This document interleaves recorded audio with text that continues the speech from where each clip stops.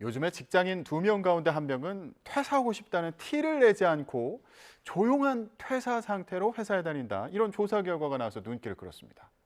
그런데 한편에서는 시끄러운 퇴사가 유행하고 있다. 이런 얘기도 있는데 이게 다 무슨 얘기일까요? 저는 도통 무슨 말인지 모르겠는데 자, 오늘 알아보는 시간 마련했습니다. 연세대 심리학과 이동규 교수와 함께합니다. 교수님 안녕하세요. 네, 안녕하세요. 네, 요즘 자주 뵙습니다.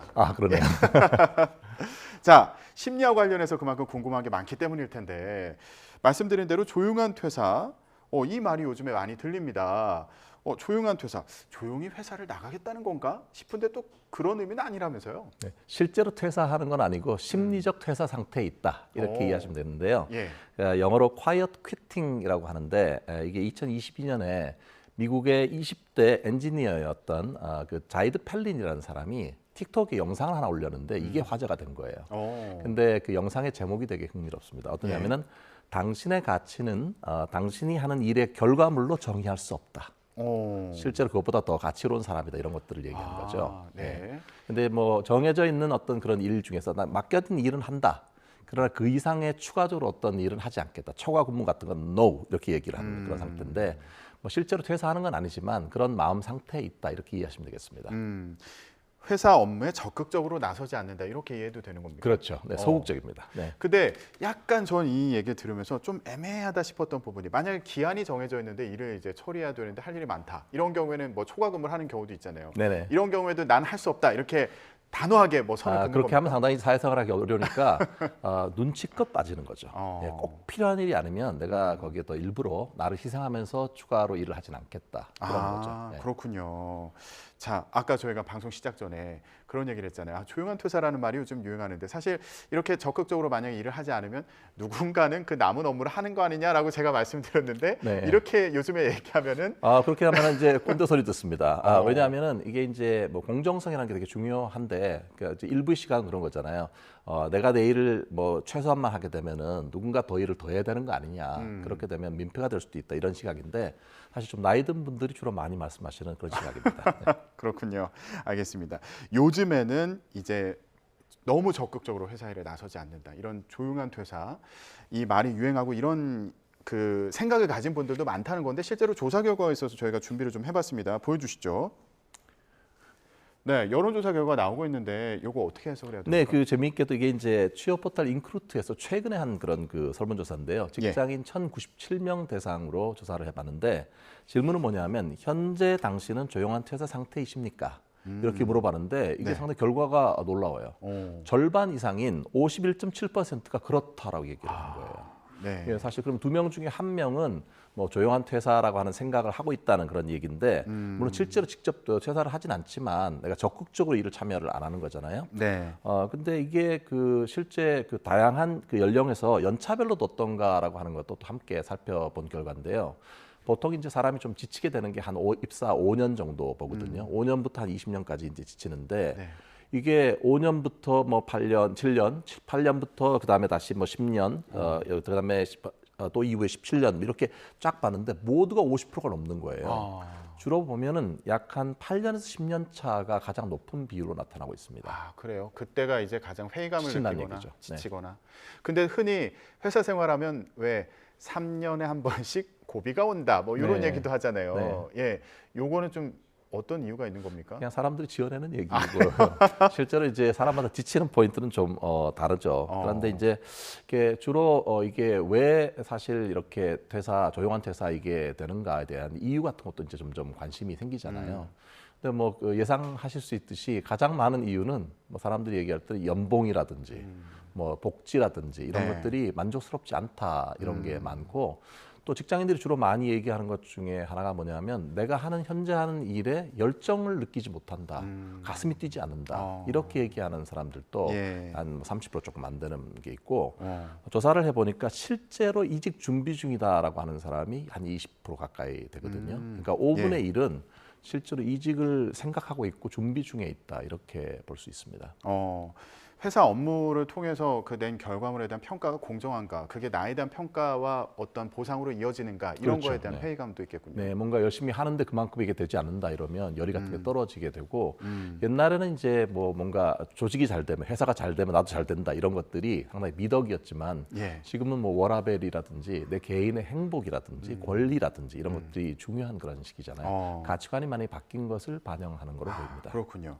회사 입장에서는 참 곤란한 상황일 것 같기도 하고 주변에서는 어떻게 볼까 이것도 궁금한데 어떤 심리로 바라볼까요? 글쎄 이제 이거를 봤을 때 그 저 실제 조사를 또 해보니까 저는 깜짝 놀랐는데요. 이 결과가 동료가 만약에 그 저 조용한 퇴사 중에 있다면 당신은 어떻게 생각하십니까? 이렇게 물어봤어요. 네. 그랬더니 놀랍게도요. 65.8%가 그럴 수 있다. 긍정적으로 반응을 한 거예요. 근데 이게 옛날하고는 격세지감입니다. 그 제가 자료를 찾아보니까 한 2010년대 이때는 어떻게 됐냐면은 그 인크루트의 자료인데요. 가장 어이없는 신입사원 유형은 어떤 유형입니까? 이렇게 물어봤더니 시키는 일만 하고 자기가 이렇게 그 이외에는 아예 손을 놓고는 나 몰라 이런 스타일이 가장 어이없다고 얘기를 했고요. 네네.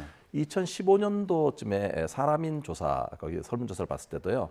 이 사람 퇴사시키고 싶다. 이런 직원 어떤 유형인가 물어봤더니 예. 그냥 시키는 일만 적당히 하고 있는 그런 직원, 이런 사람 퇴사시키고 싶다. 상당히 상위권의 랭크가 됐거든요. 예. 그러니까 최근의 자료로 저는 65% 이상이 긍정적으로 보는 거하고는 상당히 달라진 결과입니다. 아, 그렇군요. 이게 조용한 퇴사를 생각하는 배경 중에 하나가 또 이런 것도 있을 것 같은데 이 회사의 자체가 나의 발전과 관련이 있는가? 실제로 그게 상당히 중요합니다. 나한테 그 의미가 있는가, 나의 성장에 도움이 되는가 이런 것도 중요한 가치인 것 같아요. 예. 저희가 조용한 퇴사가 뭔지 그리고 그 배경은 뭔지 주변에서 어떻게 바라볼지 이런 거 하나하나 얘기를 좀 해보고 있는데 번아웃 증후군이 이 조용한 퇴사를 마음먹는데 배경 중에 하나다 이런 얘기도 있더라고요. 직접적으로 인과관계로 말하는 없지만 번아웃이라고 하는 게 소진되는 거잖아요. 원래 이게 그 뭐 초가 다 타버리는 것처럼 예. 열정적으로 달리다 갑자기 끈이 딱 끊어져 버리는 그런 느낌이거든요. 그러면 이게 상당히 정서적으로나 신체적으로 극도의 피로를 느끼게 되고 그 실제로 여러분들 생각해 보실 게 내가 사람에 대해서 관심이 점점 줄어들면서 좀 냉소적이 된다 이런 것도 그 증상 중에 하나고요. 그러다 보니까 효율성도 떨어지게 되고 성취감도 못 느끼는 상태인데 이런 번아웃 상태가 오게 되면 아무래도 뭐 적극적으로 일을 안 하게 되는 것과 관련성이 있겠고요. 또 그 다른 거는 업무 스트레스가 과중되고 있다는 증거이기도 하고 또 내가 어떤 업무에 대한 열의가 떨어지고 있다 이런 것들이 나타나는데 사실 번아웃 때문에 정말 안타까워요. 이게 정말 열심히 달리던 사람이 갑자기 서버리는 느낌이 들거든요. 아마도 번아웃 되기 전에 그 전에 좀 자기 마음을 다스리는 단계가 조용한 그 퇴사와 관련이 있지 않을까 싶습니다.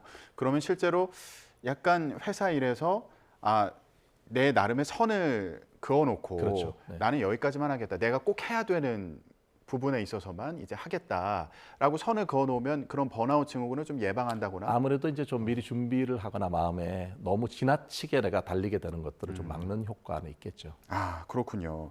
자, 조용한 퇴사를 마음먹은 경우에 뭐 실제로 퇴사로 이어지는 경우가 없을 수도 있겠지만 실제로 뭐 퇴사를 하고 이직을 준비하는 경우도 있다고 말씀해 주셨잖아요.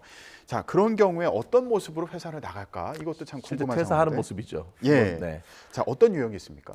그 당연히 이제 퇴사를 하는 게 쉽지 않잖아요. 실제 나갈 때 상당히 이제 이직 준비를 충분히 하고 계획적인 퇴사를 하는 사람이 절반 이상이 있고요. 그 다음에 이제 사람들 퇴사를 하는데 주변 가까운 사람한테만 퇴사 의향을 보여주고 소근소근 하다가 나가는 사람 그런 유형도 있고 예. 회사 입장에서 좀 놀랄 만한 유형은 뭐냐면 갑자기 잘 다니다가 갑자기 충동적으로 그만두는 사람이 있어요. 예, 충동적인 사람 한 10% 가량 되고요. 예. 그다음에 최근에는 흥미로운 사람이 한 3.6% 정도 있는 사람은 아주 소란스럽게 시끄럽게 하고 나가는 거예요. 그러니까 나 퇴사해 이렇게 다 알리고 홍보를 하고 얘기를 나가는 홍보를 거죠. 하고 나가는 네, 거예요? 그런 유형이 생겨 있습니다. 네. 그렇군요. 시끄러운 퇴사 유형. 예, 저기 작게 표시가 되어 있었어요. 좀 전에 저희 그래픽에서 보여드렸는데 지금 그래픽에서 봤을 때는 비중이 작아 보이는데 근데 요즘에 SNS 보면 유튜브 같은 데 보면 이 시끄러운 퇴사 유형이 눈에는 많이 띄더라고요. 네네. 예, 뭐 브이로그 같은 거 찍어서 영상을 찍어서 자기 퇴사 과정을 올리는 거잖아요. 점점 늘어가고 있습니다. 이게 실제로 이게 그 저 신세대들이 보통 이제 SNS 같은 걸 많이 하게 되는데 보통 이 틱톡이나 뭐 이런 걸 포함해서 SNS에 퇴사와 관련된 영상을 올리는 거, 이 해시태그 되는 거가 12,000건 이상이라고 합니다. 아, 그래요. 예, 이게 원래는 그 시끄러운 퇴사 이게 호주에 있는 한 공무원이 그 실제 2022년에 자기가 사직하기 전에 자기의 실제 일상 이런 모습을 올린 거에서 이제 화제가 돼서 시작이 됐는데 한국에서도 최근에 그 퇴사 브이로그라는 이름으로 이게 되거든요. 브이로그라는 게 원래 비디오하고 블로그의 합성어잖아요. 아주 잔잔한 자기 일상들을 보여주는데 퇴사하는 과정이라든지 이런 걸 보여주는 거거든요. 근데 그 중에 좀 흥미로운 건 뭐냐면은 이 회사의 부조리라든지 이 회사의 업무라든지 뭐 이런 게 어떤지 불만족스러운 내용을 아주 적나라하게 올리게 되는 거예요. 그래서 상당히 부정적인 그런 그 의사를 표현한다는 측면에서는 조용한 퇴사하고는 좀 대비되는 그런 거인데 예. 갤럽에서 2023년도에 글로벌 업무 환경 보고서라는 걸 냈는데 보니까 전 세계적으로 직장 근로자의 약 18%는 요란한 퇴사자에 해당한다는 거예요. 그래요. 그러니까 우리나라는 지금 3.6% 얘기하지만 결국은 앞으로 더 많이 늘어갈 가능성이 있다고 보입니다. 그러니까 외부에 네. 내가 왜 퇴사하는지 그 과정에 대해서 좀 알리고 홍보를 하고 나가는 거예요. 홍보를 하고 회사를 나간다. 회사 입장에서는 만약에 회사에 좀 부정적인 이미지를 줄 수도 있으니까 부담스러워할 수 있겠네요. 상당히 부담스러운 거죠. 이게 뭐 특히 이제 얘기를 하다 보면 어떤 게 있냐면 여러 가지 부조리라든지 뭐 적나라하게 어떤 그런 그 상황 이런 것들을 얘기하고 어떤 사람들은 상사가 부당하게 나한테 지시했던 거 이런 걸 함께 올리는 경우가 있거든요. 그렇군요. 신경이 많이 쓰이죠. 네. 그런데 제가 이 관련 기사를 좀 이렇게 찾아보다 보니까 댓글에 퇴사할 땐 조용히 나가야지.